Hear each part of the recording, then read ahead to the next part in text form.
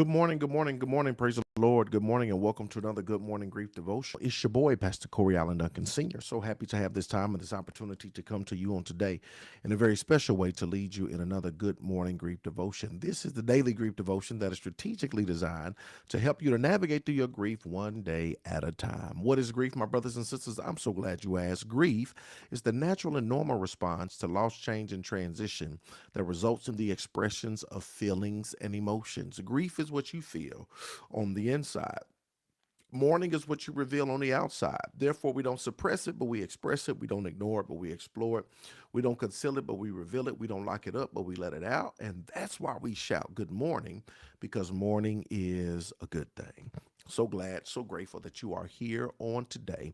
And I'm excited about our grief devotion on today. Today is day 63. This is for you and for me.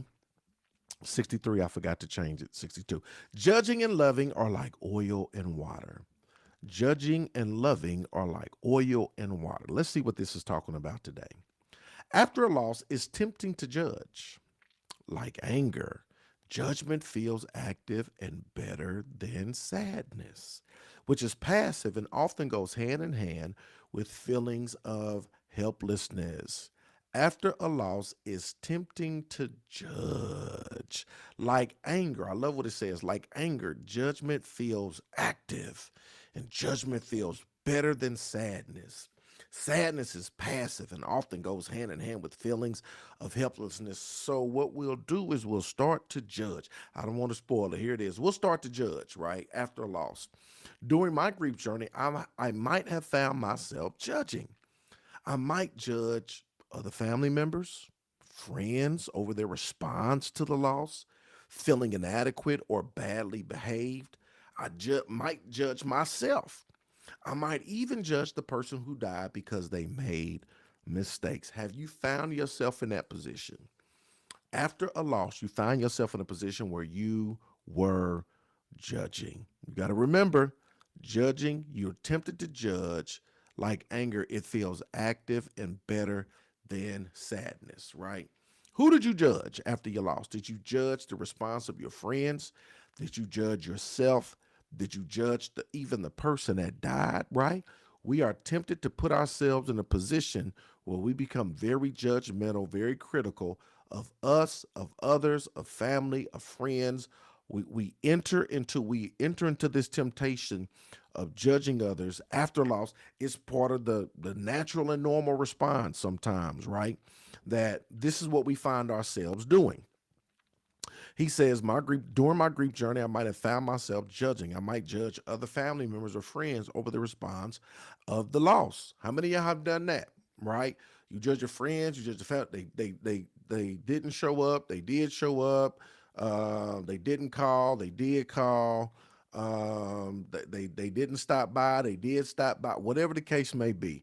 They showed up, they only stayed for a minute. They showed up, they stayed too long. They only showed up for so and so. So how many of y'all find yourself in a position where y'all judging family and friends after a loss, right? Not only that, he says, feeling inadequate or badly behaved, I might judge myself. How many of y'all have judged yourself after a loss? That you put some of the blame, some of the responsibility on you, that you looked at yourself with a critical eye, right, of judgment after you've gone through something, after you lost somebody.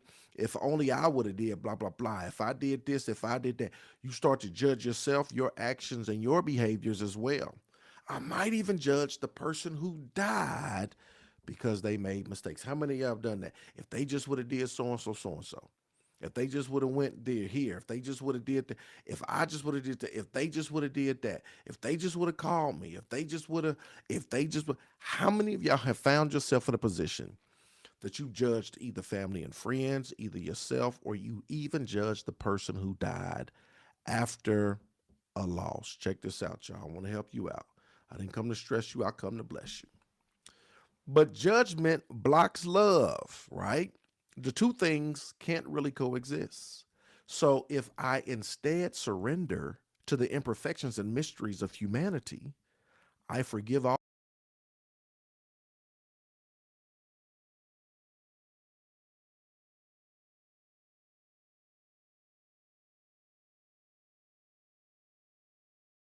surrender imperfections. I love it. If I surrender to, hold on. There it is. If I surrender to the imperfections, if I surrender to the imperfections and mystery of humanity, man, we're all imperfect. Everybody. Surrender to the imperfections and what did it say? The mysteries of humanity. We're all imperfect, right? We could sit around all day long and talk about what we could have did, what we should have did, what they should have did, what they could have did. Even the person that died, what they could have did, what they should have did. Surrender to the imperfections of humanity. Most times, hindsight is 2020 anyway. These aren't things that we think about or we consider in the midst of the moment. These aren't things that were even a thought or that even perhaps came up before anything happened. So we have to learn how to surrender to the imperfections and to the mysteries of humanity. Some things are just a mystery. Some things are outside of your control. Some things you had no power, no control over, right? And these are the mysteries of humanity. We don't always understand what and why and who and where, this, that, and the other. But instead of putting yourself in a place where you're judging you, your family, your friends, and even the person that died, you surrender yourself. Here it is. Surrender yourself to the imperfections and the mysteries of humanity. I forgive all shortcomings and extend empathy in lieu of judgment. That's what I need you to do. Forgive all shortcomings, extend empathy in lieu of judgment. We're going to swap the two out. Instead of judgment, we're going to swap it out with empathy, right? No room for judgment. We're going to swap it out with empathy. I love others and I love myself. Love feels so much better, and it also gives momentum to my healing. This is so very important. Compassion and kindness. Love others and love yourself. Extend to yourself compassion and kindness. Extend to those family and friends compassion and kindness. Extend to the person who died some compassion and kindness instead of judgmental on what they could have and should have did. Extend that love in lieu of judgment, right? It's so very important. Here's the final thought, y'all. Well, first of all, it gives momentum to your healing. Ultimately, that's the goal. The goal is to put yourself in a position where you can heal, you can navigate through your grief journey in a place where you can heal. And so you extend to yourself that love. Here it is. Final thought. I usher out judgment and invite love in. I usher out judgment and I'm going to invite love in.